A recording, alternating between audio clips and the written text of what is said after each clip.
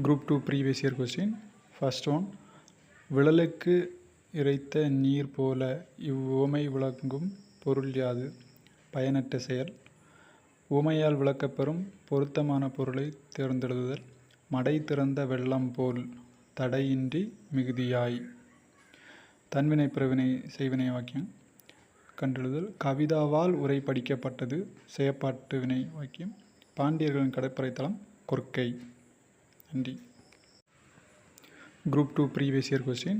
First one.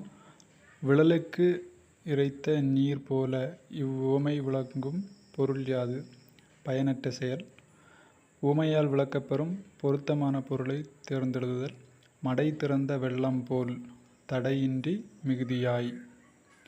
தன்வினை பிறவினை செய்வினை வாக்கியம் கண்டெழுதல். கவிதாவால் உரை படிக்கப்பட்டது. செயற்பாட்டு வினை வாக்கியம்.